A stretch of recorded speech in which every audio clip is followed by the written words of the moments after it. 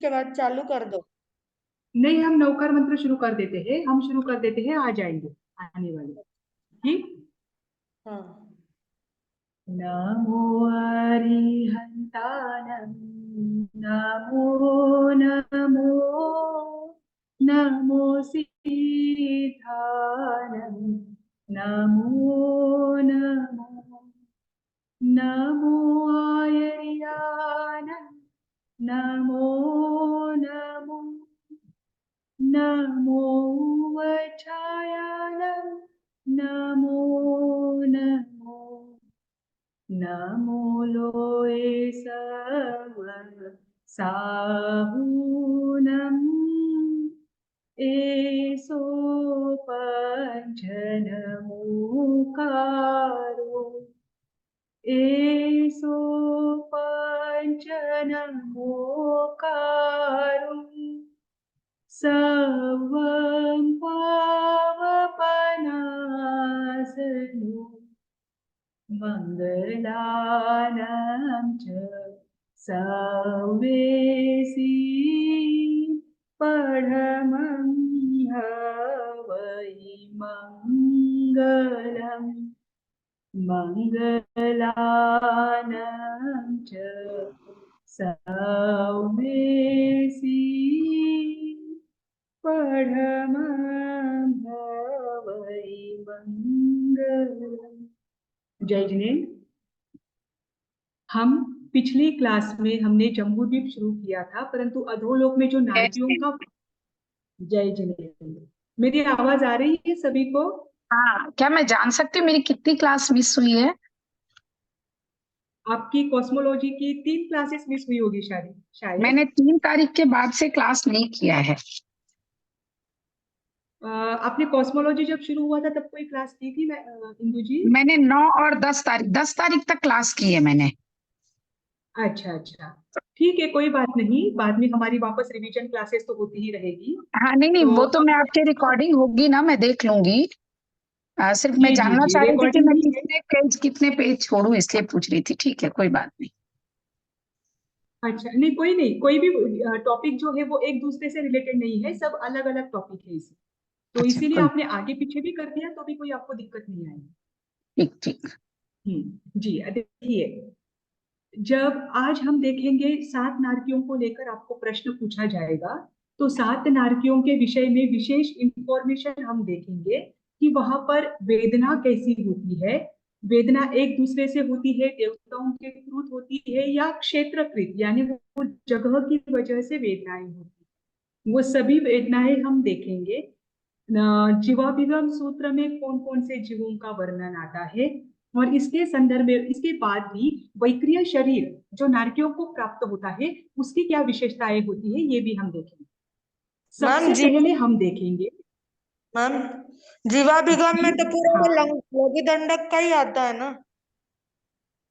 हाँ, जीवाभिगम में तो सारे जीवों का वर्णन भी आता है। तो जीवाभिगम के सूत्र के अनुसार जो 7वीं नारकी में 5 आत्माएं उन्होंने वहां पर विशेष रूप से बताया है कि ये पांचों आत्माएं 7वीं नारकी में गई है, तो उनका भी वर्णन हम देखेंगे। बाकी का तो लघु दंडक का आपको इतना लर्न नहीं करना है, बस 7 नारकियों को लेकर प्रश्न रहेगा तो आपको उसकी मेन मेन इंफॉर्मेशन होनी चाहिए। ठीक। अभी देखिए, आयु 2 प्रकार की है। ठीक। एक अपवर्तनीय, एक अनपवर्तनीय, यानी एक सोपक्रम और एक निरूपक्रम, दोनों भी नाम है। एक अपवर्तनीय आयु होती है और एक अनपवर्तनीय आयु होती है। उसी को तत्वार्थ सूत्र में सोपक्रम और निरूपक्रम भी कहा है। ठीक। अब अपवर्तनीय का अर्थ क्या होता है कि जो आयु किसी कारणवश बीच में टूट सकती है, बराबर, उसे अपवर्तनीय कहा है और उसे ही सोपक्रम कहा है। ठीक। और जो आयु किसी कितने भी कारण आए, मारणांतिक उपसर्ग भी आए, जीव के शरीर के टुकड़े भी हो जाए, तो भी उनकी आयु पूरी नहीं होती, उनकी आयु वैसी की वैसी रहती है। इसी वजह से उनका शरीर पुनः तैयार होता है, वो होती है अनपवर्तनीय, उसे ही कहते हैं निरूपक्रम आयुष्य। ठीक। अभी देखिए, अब कुछ कुछ जीव ऐसे होते हैं कि जिनकी अपवर्तनीय आयु हो सकती है, जैसे कि मनुष्य और तिर्यंच।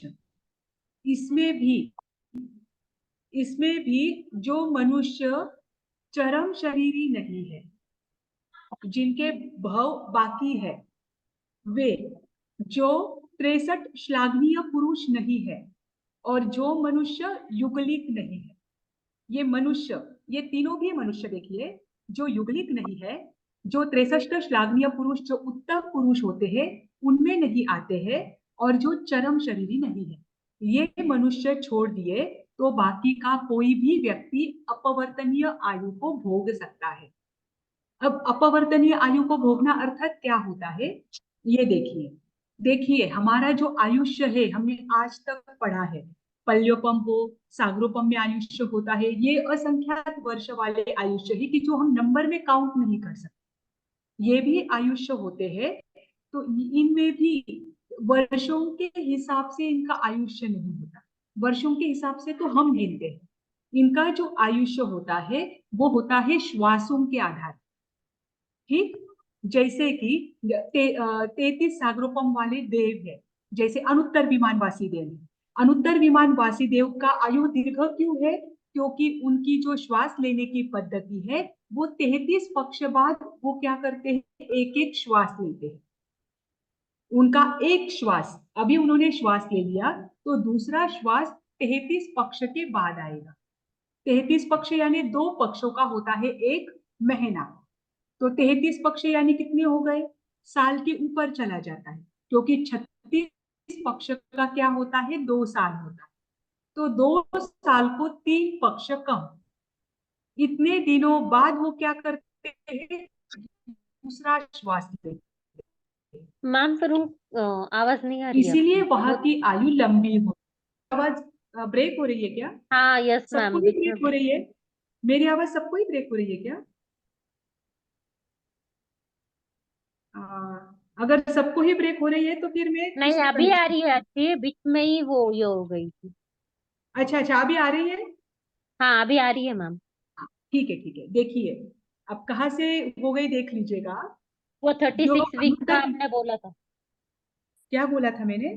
36 ईयर वीक हाँ हाँ मीन। हाँ जी, जो अनुत्तर विमानवासी देव होते हैं वो, उनकी आयु सबसे लंबी क्यों है, जितने भी संसारी जीव है, संसार में रहे हुए जितने भी जीव है, चाहे आप युगलिक पकड़ लो, चाहे किसी भी देव, कोई भी देवता, नारकी, तीर्थंकर, जो चरम शरीरी है, सबको पकड़ लो, सब में सबसे उत्कृष्ट आयु होती है अनुत्तर विमानवासी देवों की, बराबर। तो अनुत्तर विमानवासी देवों की आयुष्य कितना है, 33 सागरोपम का है, वैसा ही सातवीं नारकी का भी। तो ये अनुत्तर विमानवासी जो देव है वो श्वास कैसे लेते हैं, 33 पक्ष में पहली बार, मतलब आज श्वास ले लिया तो दूसरा श्वास उनका कब आएगा, डायरेक्टली 33 पक्ष के बाद। अब 24 पक्ष का क्या होता है, एक वर्ष होता है, क्योंकि 2 पक्ष का एक महीना होता है। हाँ 24 पक्ष का एक महीना एक वर्ष है, वैसे ही क्या होगा, इनका आयु एक, इनकी जो श्वास लेने की पद्धति है वो एक वर्ष के ऊपर चली जाएगी। मतलब आप सोचिए, एक वर्ष के बाद तो क्या करते हैं, दूसरा श्वास लेते हैं। हम जैसे योगा में भी पढ़ते हैं कि योगा में भी हमें क्या बताया जाता है कि हमारे श्वास जितने दीर्घ होंगे उतने हमारी लंबी आयु हो, बराबर। तो ये किसकी वजह से है, क्योंकि हमारा जो आयुष्य है ये कभी वर्षों में नहीं गिनाया जाता, ये गिनाया जाता है श्वासों के आधार पर। ये वर्ष बस इसलिए बताए हैं क्योंकि जैसा जीव होता है वो जनरली वो इतने श्वास इतने वर्ष में ले सकता है, ये जनरल सामान्यतः जो हो सकता है उसके आधार पर वर्ष बताए गए, ठीक। जैसे कि चरम शरीरी मनुष्य है, उनका निर्धारित होता है कि उसकी श्वास की गति ये रहेगी, इसलिए उनका आयुष्य भी निर्धारित होता है। पर हम जैसे मनुष्य है, हमारे कषाय बढ़ते घटते रहते हैं, कषाय बढ़ गए तो श्वास की गति तीव्र हो जाती है, बराबर। और श्वास की गति तीव्र हो गई तो हमारी आयुष्य क्या होता है, कम होता है। इसीलिए ये जो है, ये 3 छोड़कर मनुष्यों में जो चरम शरीरी है, 63 श्लाघनीय पुरुष है और युगलिक मनुष्य है, ये तीनों प्रकार के मनुष्य छोड़कर अन्य सभी मनुष्यों की आयु क्या हो सकती है, अपवर्तनीय हो सकती है। निश्चित नहीं, ये निश्चित नहीं है कि हमारी आयु अपवर्तनीय ही है, पर ऐसा होने की संभावना है। हम नहीं बता सकते कि हम अकाल में मरेंगे या काल पूर्ण होने पर ही मरेंगे। ठीक। अब दूसरी जो आयु है वो है अनपवर्तनीय, जो बीच में कभी नहीं टूट सकती। आपके चाहे कितने भी कषाय मंद हो जाए, कितने भी कषाय तीव्र हो जाए, कितनी भी तपस्या करने, कितनी भी मारणांतिक वेदना हो, फिर भी जितना आयुष्य बांधा है उतना पूर्ण करना ही पड़ेगा। वो है अनपवर्तनीय आयुष्य। ठीक। तो अब जो ऊर्ध्व लोक के देवता है और अधोलोक में रहे हुए देवी देवता तथा नारकी, ये दोनों भी क्या होते हैं? अनपवर्तनीय आयु वाले होते हैं। इसी के साथ युगलिक, चरम शरीरी और तीसरा क्या बताया था मैंने आपने आपको? मनुष्यों में तीसरा कौन सा है? 63 श्लाघनीय पुरुष। ये सब अनपवर्तनीय आयु वाले जीव हैं, यानी इनकी आयुष्य कभी भी बीच में नहीं टूट सकती। ठीक। अब नारकी जो है, अधोलोक का वर्णन हम देख रहे थे, तो नारकियों का जो आयुष्य है वो कैसा होता है? अनपवर्तनीय आयुष्य होता है, जो बीच में नहीं टूट सकता। क्यों? क्योंकि उनको वैक्रिय शरीर की प्राप्ति होती है और पाप कर्म भी उतने उत्कृष्ट होते हैं। ठीक। अब वैक्रिय शरीर की प्राप्ति के कुछ जो उन वैक्रिय शरीर जैसे ही वो प्राप्त करते हैं तो उसी के साथ उनको 8 गुणों की प्राप्ति होती है। ध्यान रखना, जिसे भी वैक्रिय शरीर प्राप्त होता है उनको उसी वैक्रिय शरीर के साथ 8 गुणों की भी प्राप्ति होती है, चाहे फिर वो मनुष्य और तिर्यंच भी क्यों ना हो।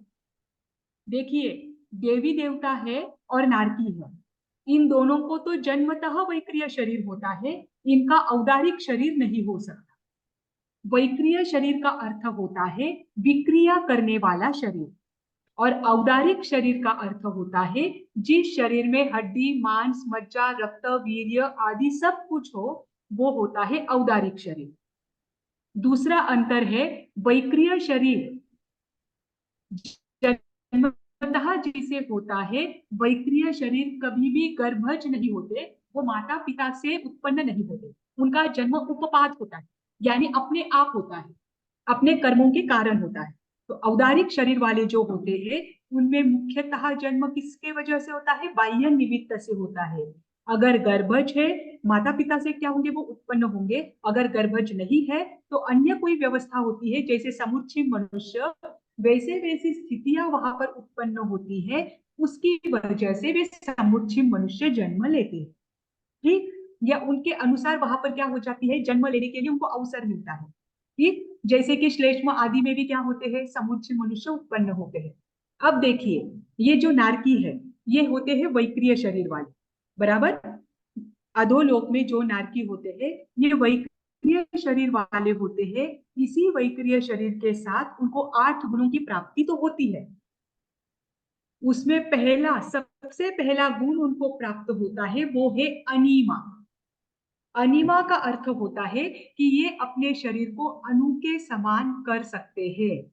अणु यानी परमाणु। ठीक। अपने शरीर को इतना छोटा भी वो कर सकते हैं विक्रिया के कारण, वैक्रिय शरीर है इसकी वजह से। दूसरी उनको गुण प्राप्त होता है वह है महिमा, कि अगर वो अपने शरीर को अणु के समान छोटा कर सकते हैं तो उनमें ही इतनी शक्ति है कि वे अपने शरीर को मेरू पर्वत के समान इतना ऊंचा भी, 1 लाख योजन तक ऊंचा भी बना सकते हैं। ये उनका दूसरा गुण होता है। फिर तीसरा गुण उनको प्राप्त होता है गरिमा, यानी वे अपने शरीर को क्या बना सकते हैं? भारभूत भी बना सकते हैं, इतना गुरु बना सकते हैं, इतना जड़ बना सकते हैं कि किस चाहे दुनिया की कोई भी ताकत लग जाए उनके शरीर को हिला भी नहीं सकते। यह है गरिमा गुण। चौथा है लघिमा, वो अपने शरीर को इतना हल्का बना सकते हैं जैसे कि मकड़ी का जाला है। मकड़ी का जाला क्या होता है? सबसे ज्यादा पतला होता है। इतना पतला मकड़ी का जाला है, उस पर से भी अगर वो उनका शरीर चला जाए तो मकड़ी के जाले को कुछ नहीं हो। इतना पतला और इतना लघु वो अपना शरीर बना सकते हैं, और इतना हल्का भी। उसी के साथ पांचवा होता है प्राप्ति। प्राप्ति यानी उनमें इतनी शक्ति है कि अपने अंगुली के अग्र भाग तक अग्रभाग से वो क्या कर सकते हैं, सूर्य चंद्र आदि ज्योतिष देवों को स्पर्श कर सकते हैं। देखिए नारकी जीव है, वैक्रिय शरीर की वजह से ये 8 गुण उनको प्राप्त होते हैं। ठीक, फिर उसके बाद है प्राकाम्य। प्राकाम्य यानी पृथ्वी पर वे जल में कैसे तैरते हैं, वे पृथ्वी पर भी तैर सकते हैं और जल पर भी चल सकते हैं। देखिए पृथ्वी पर चला जाता है और जल में तैरा जाता है, बराबर। तो वो पृथ्वी पर तैर सकते हैं और जल में चल सकते हैं, इतनी क्षमता वैक्रिय शरीर वालों को होती है। यही क्षमता नारकी और देवताओं को दोनों को भी हो सकती है। ठीक, फिर इसी के साथ है ईशित्व, यानी उनमें इतनी शक्ति है कि अपना प्रभुत्व जो है वो संपूर्ण संसार में क्या कर सकते हैं, बना सकते हैं। उनमें इतना सामर्थ्य है उस शरीर में कि अपने हाथ मतलब पूरे संसार में अपना प्रभुत्व जमा सकते हैं। और लास्ट है वशित्व, और इतना सामर्थ्य भी उनमें है कि वो क्या कर सकते हैं, संपूर्ण संसार को अपने वश में, संपूर्ण संसार यानी उनके आजू बाजू का रहा हुआ संसार, उनको अपने वश में कर सकते। इस शरीर के साथ इतने गुण उनको प्राप्त होते हैं, परंतु फिर भी कोई भी नारकी इसमें से जो आगे आगे के गुण है उनका उपयोग नहीं कर सकता। वे नारकी क्या कर सकते हैं, अनिमा, महिमा, गरिमा और लघिमा, इन गुणों को तो वो उपयोग में लाते हैं, पर वो भी किसके लिए, मात्र एक दूसरों को तकलीफ देने के लिए। अपने शरीर को अणु के समान कर सकते हैं और दूसरों के शरीर में से क्या हो सकते हैं, वो एक भेद कर आगे बढ़ सकते हैं। अपने शरीर को मेरू पर्वत के समान करते हैं और वो किसके लिए, दूसरे जो जीव है वहां पर उनके शरीर पर पड़ने के लिए, या ताकि वो शरीर क्या हो जाए, नीचे कुचल जाए और उसको वेदना हो। इन गुणों का प्राप्ति हुई है, पर किसके लिए कर रहे हो उपयोग, दूसरों को तकलीफ देने के, क्योंकि वहां की लेशा ही वैसी हो। ठीक, बराबर। तो ये 8 गुण वैक्रिय शरीर वालों को प्राप्त होते हैं। अब ये वैक्रिय शरीर चाहे मनुष्य को प्राप्त हो चाहे तिर्यंच को प्राप्त हो, इनमें भी ये 8 गुण नियम आते हैं। जैसे आपने कभी आगमों में वर्णन सुना होगा विष्णु कुमार मुनि का, बराबर। विष्णु कुमार मुनि कौन थे, मैम वो किसी राखी ने की सुना कहानी है ना, विष्णु कुमार राखी मुनि की का? कहानी रक्षा है। रक्षाबंधन की कहानी है। हाँ, हाँ वो बराबर, मुनि रक्षाबंधन होते की हैं। कहानी। उन्होंने 3 हाँ पैर में पूरे भूमि को ये किया हाँ, था, तो वो क्या वैक्रिय करते हैं, शरीर को। हाँ, तो उनके पास सारे संघ के लोग मैम क्यों आप गए, क्योंकि बताइए। वो राजा की कहानी है ना वो। देखिए विष्णु कुमार मुनि के पास, हाँ देखिए विष्णु कुमार मुनि के पास समस्त संघ के लोग और समस्त साधु साध्वी जी भगवंत क्यों गए, हाँ, क्योंकि सबको पता था कि इनको वैक्रिय शरीर की प्राप्ति शरीर हुई है। प्रति। वो एक पर्वत पर साधना कर रहे थे, उनको नहीं पता था कि यहाँ पर क्या है, बलि ने क्या कर दिया है, सारा अस्ता व्यस्त कर दिया है, और वो साधुओं की क्या करता है, प्रतिदिन हिंसा करता है। ये जब उन्हें जाकर बताया कि आप अपना वैक्रिय शरीर का क्या करें, उपयोग करें और क्या करें, समाज की रक्षा करें, तो उसीलिए विष्णु कुमार मुनि क्या हुए, वहां पर आए और उन्होंने बलि को क्या मांगा, पहले दान ब्राह्मण के रूप में आए। मांगा, दान बोली, हमेशा दान देते हाँ रहता। दान मांगा, तो कितना दान मांगा 3 उन्होंने, पग भूमि थी। हाँ मात्र 3 पग भूमि का। अब उन्होंने क्या कर लिया, जैसे ही बलि ने क्या कर दिया, ये दान दे दिया, तो संकल्प उन्होंने लिया, क्या कर दिया, अपने शरीर को वैक्रिय शरीर से बड़ा बहुत बना बड़ा दिया। करते। हाँ, मैम उन्होंने आपकी क्या कर आवाज दिया, कट रही। वैक्रिय शरीर, हाँ बड़ा कर हेलो। दिया। हाँ वहां पर उन्होंने कौन सा गुण उपयोग में लाया, महिमा। ये वैक्रिय शरीर की विशेषताएं हैं, चाहे ये नारकी को प्राप्त हो, चाहे मनुष्य को प्राप्त हो, चाहे तिर्यंच को प्राप्त हो या देवताओं को प्राप्त हो, अगर वैक्रिय शरीर प्राप्त हुआ है तो उसके साथ ये 8 गुण आना निश्चित है। ठीक, तो ये नारकियों को भी प्राप्त होता है। उसमें नारकी आगे के गुणों को तो प्राप्त वहां से कर ही नहीं सकते, पृथ्वी पर वो चल नहीं सकते, जल में वो जा नहीं सकते, क्योंकि इतनी वेदना उनको है कि अपने स्थान को वो छोड़ते नहीं है, बराबर। परंतु अगर मनुष्य है, तिर्यंच है और देवी देवता है, तो वो आठों ही आठों के गुणों का क्या कर सकते हैं, उपयोग कर सकते हैं, बराबर। पर उसके साथ ये जो 7 नारकियां है उनका वर्णन हमने देखा था। सबसे पहली नारकी कौन सी देखी थी हमने? रत्नप्रभा। रत्नप्रभा। रत्नप्रभा के क्या थे, कितने भाग थे? कौन था उस क्लास में? रत्नप्रभा के 3 भाग होते हैं, ध्यान रखना। रत्नप्रभा पृथ्वी के कितने भाग होते हैं? 3 भाग होते हैं। पहला होता है खर भाग, दूसरा होता है पंख भाग और तीसरा होता है अबहुल भाग। नारकी जो होते हैं, पहली नारकी के जीव, वो हमेशा अबहुल भाग में ही रहते हैं, क्योंकि पंख भाग और खर भाग में देवी देवताओं का वास होता है। ठीक। अब बहुल भाग में जो नारकी रहते हैं, जो जल बहुल होता है, जिसमें जल की बहुलता अधिक होती है, वहां पर जो नारकी होते हैं, उनके जो नरकावास है, वो कैसे कैसे आकार के होते हैं? अलग अलग आकार के होते हैं, त्रिकोणाकार भी होते हैं, चौरस आकार के भी होते हैं और उनके वृत्त के आकार के भी होते हैं। ये जो नारकी है, इनमें 3 प्रकार के नरकावास पाए जाते हैं, पहले से 36 नारकी तक। 3 प्रकार के कौन से हैं? सबसे बीच में रहने वाला इंद्रक नरकावास, श्रेणियों में रहने वाले श्रेणीबद्ध नरकावास, और उन लाइनों के बीच में जैसे फूल बिखरे पड़े हुए रहते हैं, वैसे बीच में रहने वाले जो नरकावास है, वो प्रकीर्णक नरकावास होते हैं। ठीक। ये पहले से 36 नारकी तक ही होते हैं। 7वीं नारकी में मात्र इंद्रक नरकावास पर प्रकीर्णक नरकावास नहीं है। ठीक। 7 नारकियों को मिलाकर कुल मिलाकर 84 लाख नरकावास होते हैं। अब ये रत्नप्रभा जो पृथ्वी है, सबसे पहली नरक जो, उसमें असंख्यात नारकी रहते हैं। जितनी कम नारकी है, यहाँ पर सबसे कम दुख है नारकियों की अपेक्षा। इस नारकी में और तीसरे नारकी में 3 प्रकार की वेदनाएं पाई जाती। एक क्षेत्रकूट, दूसरी है परस्पर कृत और तीसरी है परमाधार्मी कृत। क्योंकि परमाधामी जो एक प्रकार के देवता होते हैं, वो तीसरी नरक तक ही जा सकते, उसके आगे वे नहीं जाते। ठीक। अब ये रत्नप्रभा पृथ्वी जो है, पहली नारकी, इस पृथ्वी में किसकी प्रबलता होती है? रत्नों की प्रधानता होती है, क्योंकि ये मनुष्य लोक से जुड़ी हुई पृथ्वी। तो यहाँ पर रत्नों की प्रबलता होती है, इसकी वजह से इसे रत्नप्रभा पृथ्वी कहा है। लेकिन यहाँ पर रत्न भी हो, फिर भी यहाँ पर अंधकार ही होता है। ठीक। इन रत्नों में प्रकाश नहीं होता है, इस बात का आप ध्यान रखें। पर रत्नों की प्रधानता है, इसीलिए ये रत्नप्रभा पृथ्वी है। अब दूसरी जो पृथ्वी है, वह है शर्करा प्रभा। शर्करा प्रभा पृथ्वी में कंकर सदृश वो होती है, कंकर का अर्थ होता है शर्करा, तो वहां पर कंकर आदि ज्यादा होते हैं, इसीलिए इसे शर्करा प्रभा पृथ्वी कहा जाता है। इस पृथ्वी से निकला हुआ जीव ज्यादा से ज्यादा क्या बन सकता है?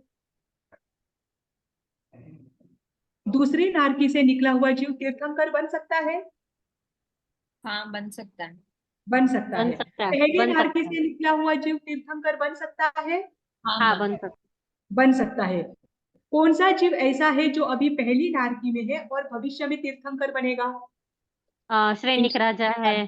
करेक्ट। श्रेणिक राजा का जीव जो है, वो अभी कहाँ पर है? पहली नारकी पहले में है। नाटके में हाँ। और वहां से आयु पूर्ण करके वो क्या बन सकते हैं? तीर्थंकर बनना बन सकते हैं। ठीक। परंतु चक्रवर्ती आदि जो है, वो दूसरी नारकी से नहीं निकल सकते। चक्रवर्ती आदि जो पद ग्रहण करना है, उसके लिए पहली नारकी तक ही जा सकते हैं। दूसरी नारकी से आगे जाने वाले कोई भी जीव चक्रवर्ती नहीं बनते। चक्रवर्ती हो वासुदेव, वासुदेव तो होते ही नहीं, क्योंकि वो आगे वापस क्या होते हैं? नरक में आते हैं। नरक में जाते हैं। ठीक। तो शर्करा प्रभा पृथ्वी जो है, ये किसकी बनी हुई है? कंकर कंकर आदि की बनी हुई है। ठीक। फिर इसके आगे तीसरी जो है, वह है बालुका प्रभा पृथ्वी। बालुका यानी रेत। मट्टी, रेत। रेत। हाँ। जो रेत से क्या मैम होती है? जी।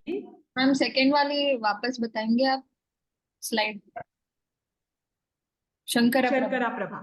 हाँ। हाँ, शर्करा। शर्करा, शंकरा नहीं, हाँ, शर्करा, शर्कर को कहते हैं कंकर को। ठीक। अब तीसरी जो है वह है बालुका प्रभा पृथ्वी। इसमें शर्करा प्रभा में जैसे 20 लाख नरकावास है, देखिए पहले नारकी में 30 लाख नरकावास है जिसके अंदर में नारकी रहते हैं, दूसरे नारकी में 20 लाख है, और बालुका प्रभा जो पृथ्वी है इसमें 15 लाख नरकावास है। नरकावास यानी नरक के रहने के स्थान, जो नारकी जीव है उनके रहने के जो स्थान है वो कितने हैं वहां पर? 15 लाख नरकावास। ठीक। इसमें असंख्यात कुंभियां होती है, रेत की प्रधानता इस नारकी में होती है, इसीलिए इसे बालुका प्रभा पृथ्वी कहते हैं। नारकियों के 7 नाम है, उसी के साथ इनके 7 गोत्र भी है। जैसे धम्मा नाम है तो उसका गोत्र आएगा रत्न प्रभा। ठीक। वंशा दूसरी नाम की नारकी है तो उसका गोत्र आएगा शर्करा प्रभा। शीला नाम की नारकी है तो उसका नाम आएगा शीला या मेघा, दोनों भी तीसरे नारकी के नाम है। उसका जो गोत्र है वह है बालुका प्रभा पृथ्वी। ठीक। इनकी यहाँ के जो नारकी है देखिए आप, अब आपको मैं बताती हूँ यहाँ के नारकियों की हाइट कितनी है? 31.25 धनुष्य की, बराबर। यहाँ के नारकियों की हाइट है 31.25 धनुष्य की। एक धनुष्य होता है 4 हाथ का, 4 हाथ का एक धनुष्य होता है। अब इन नारकियों को जो तकलीफ देते हैं परमाधामी देवता, उनकी हाइट होती है 12.5 हाथ की। मैम, जी। एक धनुष 7 हाथ का नहीं होता क्यों? 4 हाथ का। 4 हाथ का ही होता है? हाँ, तो 4 हाथ ही कहा मैंने? नहीं, मैं पूछ रही हूँ, एक्चुअली मैंने सोचा 7 हाथ का होता है। नहीं नहीं नहीं, एक धनुष 4 हाथ का या फिर 96 अंगुल का। मुझे भी ऐसे ही लगा 7 हाथ का एक धनुष्य होता है। नहीं नहीं, 4 हाथ का एक धनुष्य होता है। 4 हाथ का। और इनकी हाइट कितनी है? 31.25 धनुष। और इनको जो तकलीफ देते हैं परमाधामी देवता, उनकी हाइट होती है 12.5 हाथ मात्र। मैम लेकिन वो तकलीफ क्यों देते हैं इनको? वो मीन्स ऐसा है ही क्या वो? नहीं, परमाधामी देवता वे होते हैं कि जो पिछले जन्म में जिनको दूसरे जीवों को तकलीफ देने में बहुत आनंद आता है, ये बाल तपस्या तो करते हैं, बाल तपस्या करने के साथ जीवों की अनंत हिंसा ये करते हैं। बाल तपस्या करने के कारण उनको देवगति तो मिल जाती है, पर अनंत हिंसा में उनको अनंत आनंद आता है। मतलब इनका आनंद ही दूसरों को तकलीफ देने में होता है। इनके साथ उनका कोई वैर भाव हो ये जरूरी नहीं है, चाहे कैसे भी नारकी आए, ये प्रत्येक नारकी को तकलीफ देने का काम करते ही है, क्योंकि उनको उनमें आनंद आता है। किसी किसी आपने कभी कभी किसी को देखा होगा, कोई कई बच्चे जो होते हैं उनको रोज अगर पेड़ के पत्ते तोड़ने की आदत लग जाए ना, तो बाद में उनको वो पत्ते तोड़ने में आनंद आता है, हाँ। बराबर। अगर आपने कभी देखा होगा वो क्या होता है, WWF ना, हम्म। बच्चे हाँ, एक बार डब्ल्यू। देखने लग जाए तो उनको वो मारा मारी देखने में बहुत आनंद आता है। ये क्यों? क्योंकि उन्होंने वो आदत लगा दी और ये उनका स्वभाव बन जाता है बाद में।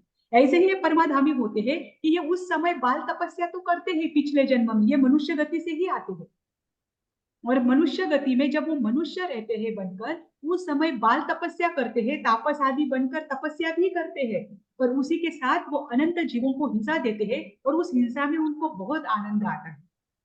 तो ऐसे जीव जो है वो परमाधामी देवता बनते हैं और वो वहां पर आकर नारकियों को तकलीफ देते हैं। हालांकि नारकियों की हाइट इनसे 3-4 गुना अधिक है।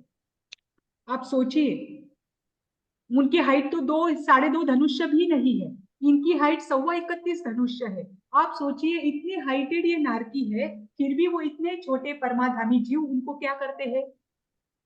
तकलीफ देते। ठीक। तो फिर और इनकी जो आयु है ये तो यहाँ पर आपको बताई हुई ही है। नारकियों की बस पहली नारकी में जो है वर्षों में, 1000 वर्षों में आयु होती है, उसके बाद के सारे नरकों में जो आयु है वो सागरोपम में होती है।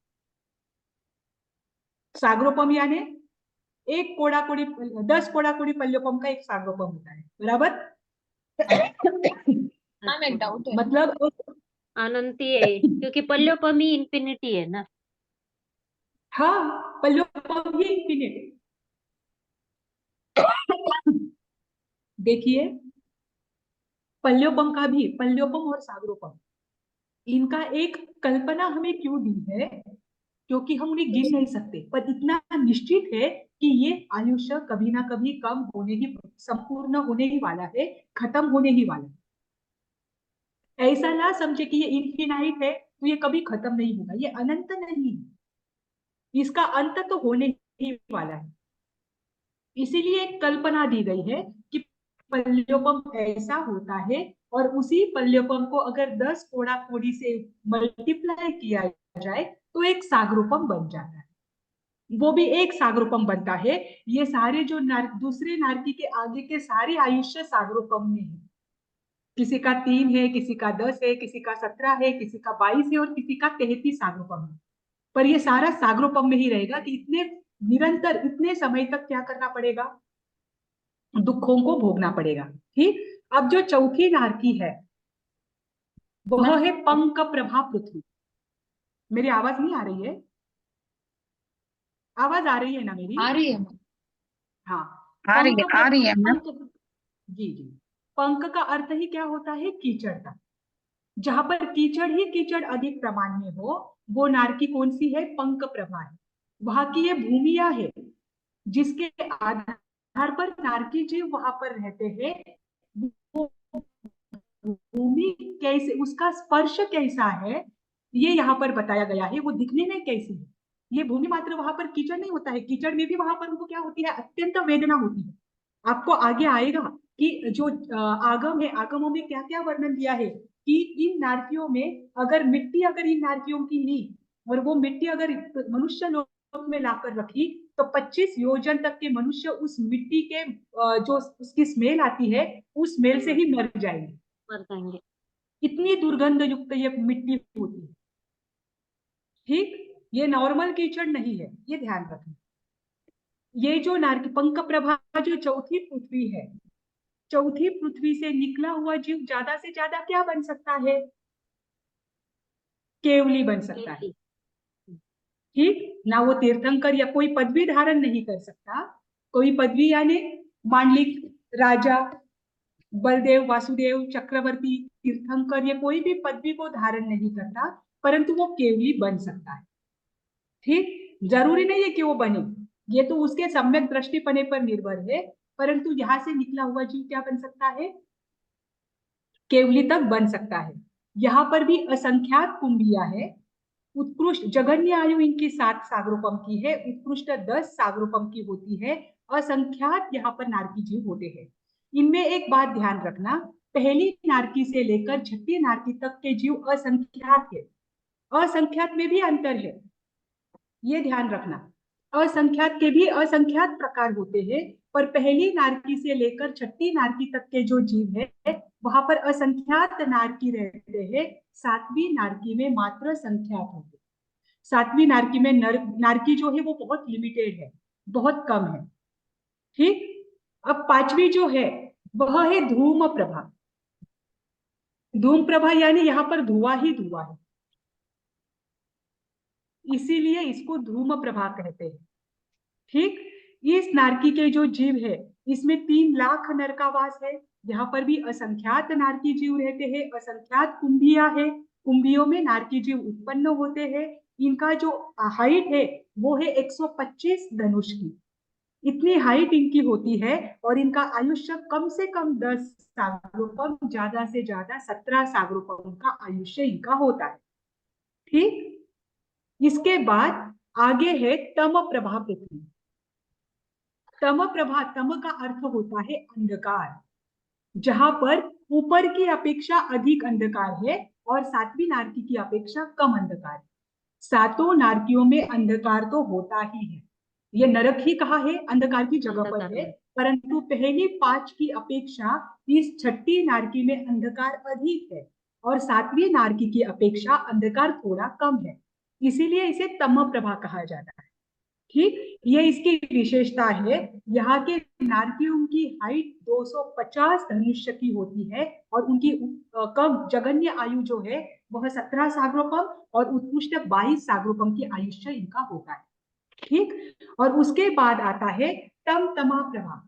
तम तमा का अर्थ क्या होगा फिर, घोर अंधकार। महाअंधकार, जी, महाअंधकार। अब आप सोचिए, ये जो छठी नारकी है ना, इसमें 1 लाख को 5 कम, यानी 99,995 नरकावास है।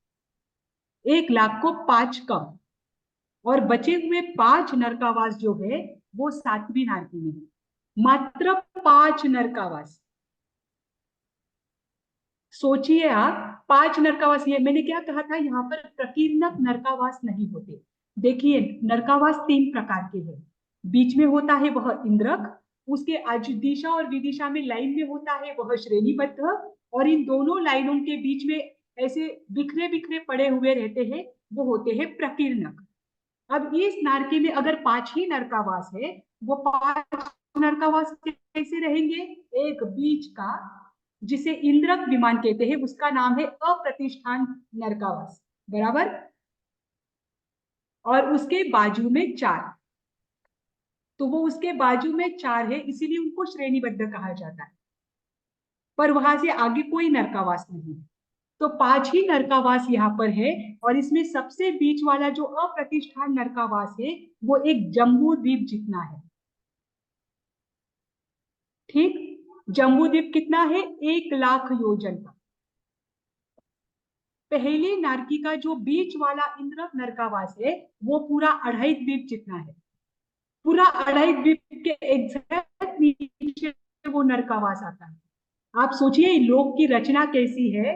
ये मेरू पर्वत जो है, मेरू पर्वत बीचों बीच है, त्रस नाल के बीचों बीच मेरू पर्वत है। मेरू पर्वत के समतल नीचे जो भूमि है, वहां से 8 रुचक प्रदेश निकलते हैं।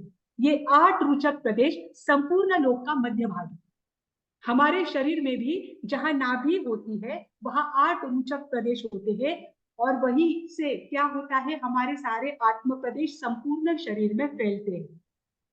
अगर कोई देव केवली है, वो समुद्घात करते हैं, तो वो समुद्घात करते समय क्या करते हैं? संपूर्ण लोक में अपने आत्म प्रदेश फैलाते हैं, बराबर।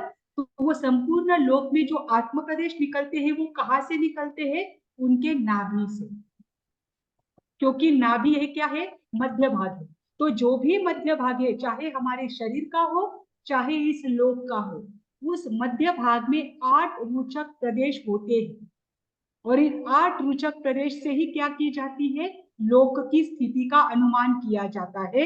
और वही हमारे शरीर में भी 8 रुचक प्रदेश है, जो हमारे शरीर का मध्य भाग है।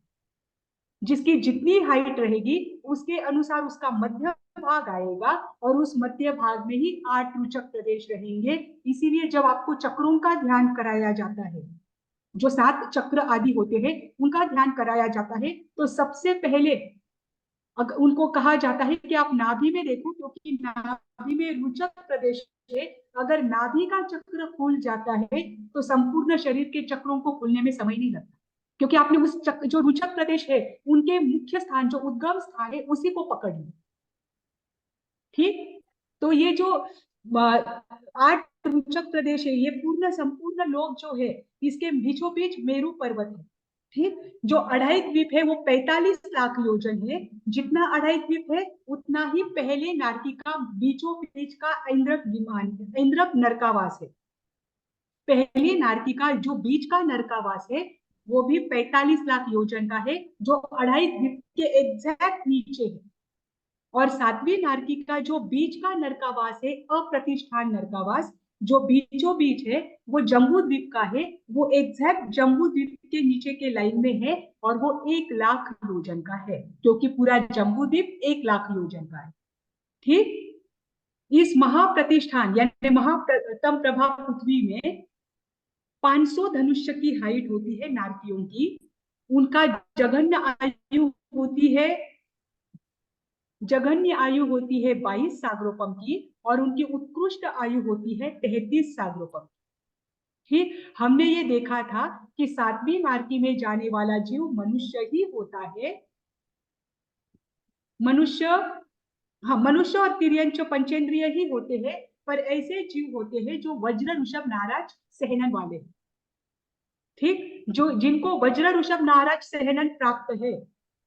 वज्र ऋषभ नाराज सहनन यानी क्या? अपने कर्मों में देखा होगा, हमारे जो अभी की जो हड्डियां है, वो कैसी है? मात्र एक दूसरे को टच है। बराबर। वज्र ऋषभ नाराज सहनन में क्या होता है, ये जो हड्डियां है ये तो मजबूत होती ही है वज्र के समान, ये ऐसे टूटने वाली नहीं होती, हमारा जल्दी से फ्रैक्चर हो जाता है। उस शरीर में हड्डियां टूटती नहीं है। वज्र किसे कहते हैं, इंद्र के अस्त्र को, इंद्र का जो शस्त्र होता है ना उसे वज्र कहते हैं। उस वज्र में इतनी ताकत होती है कि वो अगर लोहे पर भी पड़ जाए तो लोहे के टुकड़े टुकड़े हो जाए।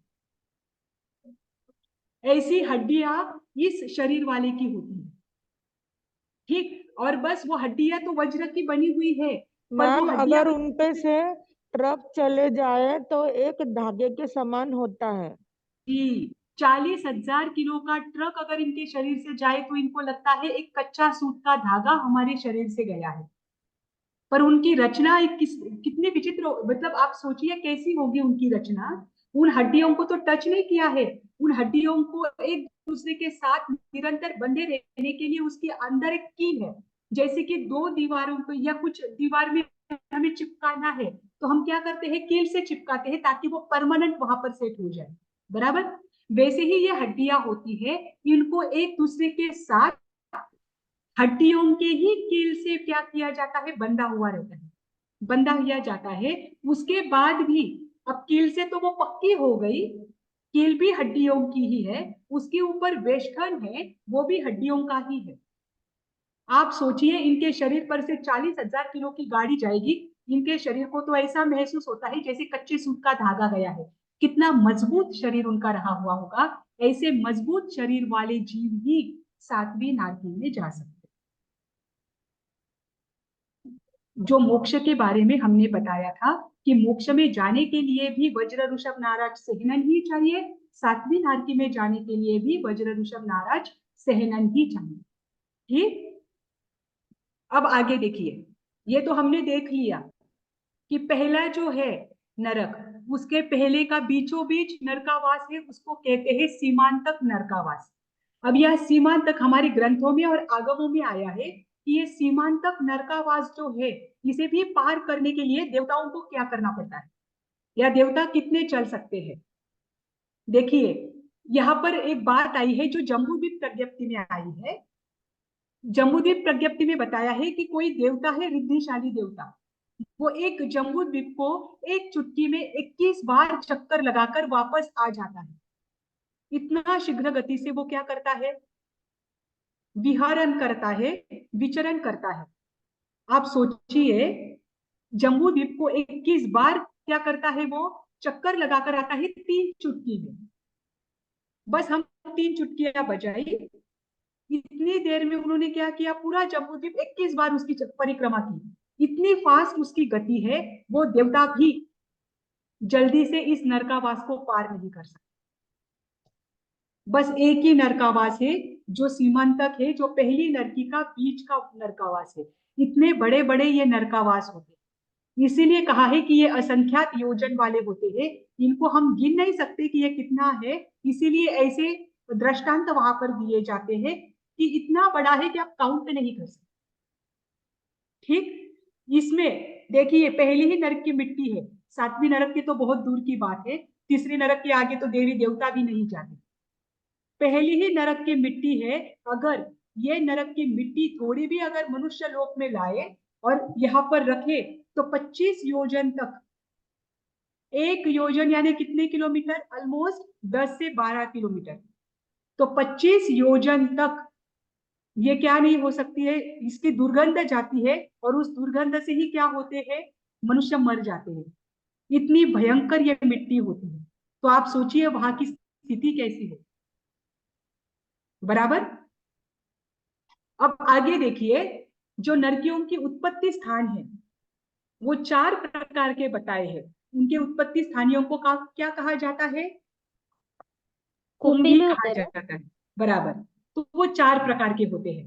पहला तो होता है ऊंट के गर्दन के समान टेढ़ा मेढ़ा, ऊंट की गर्दन कैसी होती है, टेढ़ी मेढ़ी होती है, तो ऊंट के गर्दन के समान जो टेढ़ा मेढ़ा है वैसा उनका क्या होगा, कुंभ का ऊपर का मुख होगा। दूसरा बताया है कुंभ, ऊंट की गर्दन कैसी होती है, अधोभाग, उसका नीचे का जो भाग है, ग्रीवा के नीचे का भाग वो चौड़ा होता है, और उनके ऊपर का भाग क्या होता है, गर्दन के ऊपर का भाग सेकड़ा होता है। छोटा होता है। ठीक वैसे ही कुछ नरक की कुंभियां हैं जो ऊपर से सेकड़ी है और नीचे से चौड़ी फैली हुई है।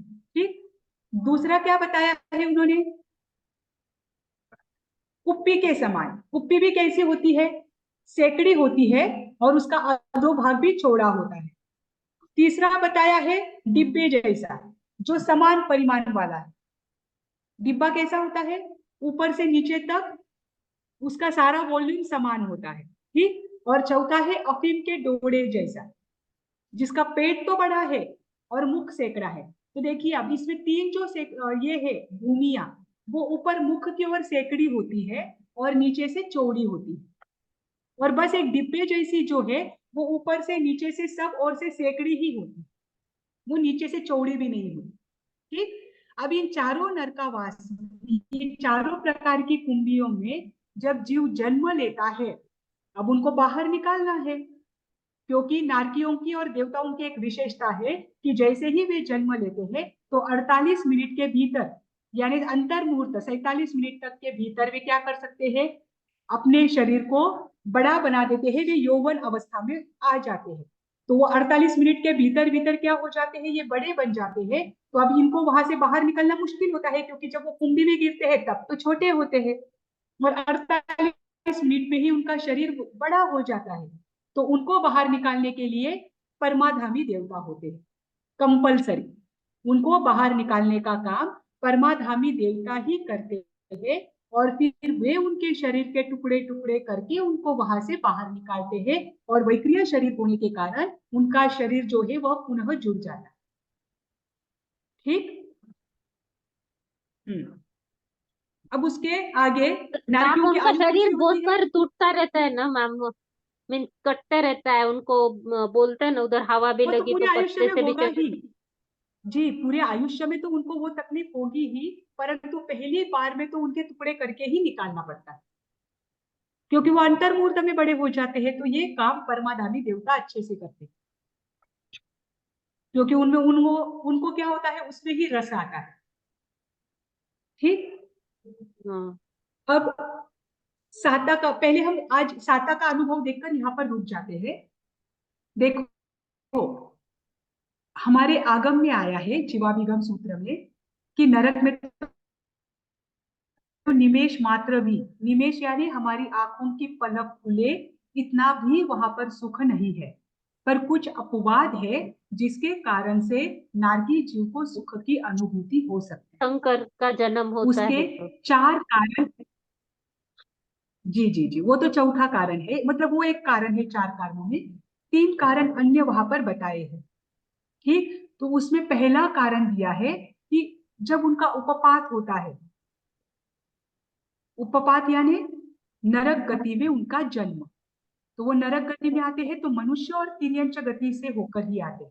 ठीक तो जब उनका उपपात होता है नरक गति में, उसके पहले वो जहां अपनी आयु पूर्ण करते हैं, वहां पर अगर वो सहज रूप में मृत्यु को प्राप्त हो, सहज रूप में यानी किसी शस्त्र को लगकर नहीं, आत्महत्या आदि कर नहीं, अग्नि आदि में जलकर नहीं, रोड एक्सीडेंट में नहीं, जहां पर अंत में उनके प्रदेश निकलने में बहुत तकलीफ हो, ऐसी मृत्यु उनको अगर उस जन्म में प्राप्त ना हो, उनकी वहां पर सहज भाव से मृत्यु हो, तो यहाँ पर जब वो जन्म लेते हैं उस क्षण में उनको साता का अनुभव हो सकता है, पर वहां की मृत्यु पर यह निर्भर करता है।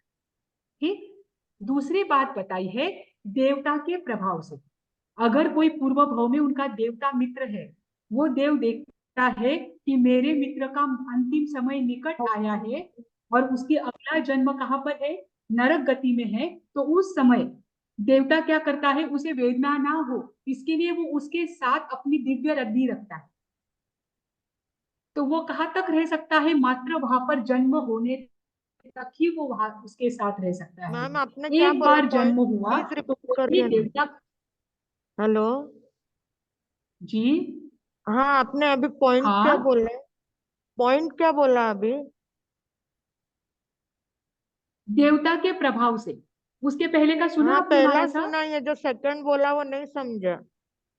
हाँ जी वही बोल रही हूँ मैं। देखिए कोई भी जीव है, वो मनुष्य गति में है या तिर्यंच गति में है, उस समय उसकी आयु पूर्ण होने वाली है और देवता क्या करता है, देवगति से अवधि ज्ञान से देखता है कि ये मेरा मित्र है, अब इसकी क्या होने वाली है, आयु पूर्ण होने वाली है और उसका अगला जन्म नरक गति में है।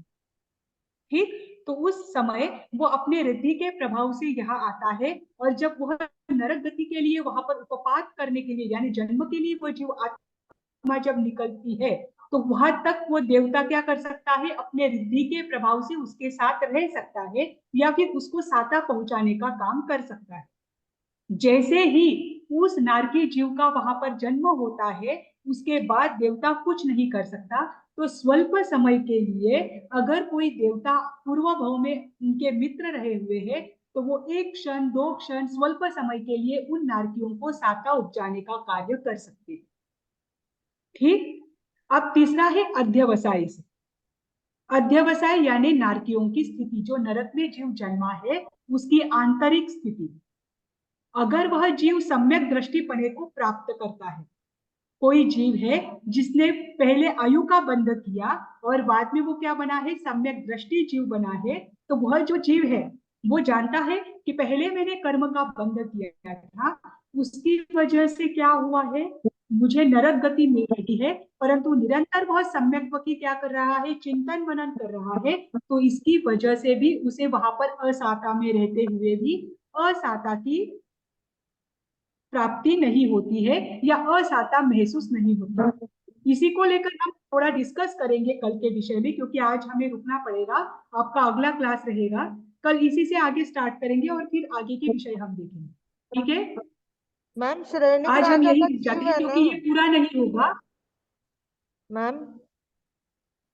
जी हेलो, श्रेणिक राजा का जीव भी है हाँ, ना नरक नरक में? हाँ जी हाँ, तो फिर वो वे भी तो संभाव से ही रह रहे हैं ना? हाँ, समभाव से रह रहे हैं। जब जब देखो क्षायिक सम्यक दृष्टि है, समभाव तो उनमें है ही, तो वो जो भी क्षायिक सम्यक दृष्टि होता है वो समता से सब सहन करते हैं। इसीलिए तो मैंने कहा कि ये विषय हम कल देखेंगे, क्योंकि जब नारी का आयुष्य समाप्त होने को आता है तो उस समय भी जो तीर्थंकर बनने वाली आत्मा है, जो या चरम शरीरी जीव है, उनको कैसे साता उपजती है वो हम कल देखेंगे। इसी से ही हम कल स्टार्ट करेंगे। ठीक, ओके मैम। तो यहाँ पर हम रुक जाए आज। Yes ma'am. जी हाँ, आप सभी को सादर जय जिनेन्द्र। अगर आप भगवान की वाणी के विरुद्ध कुछ बोलने में आया हो तो मिच्छा जय जिनेन्द्र। जय जय जी।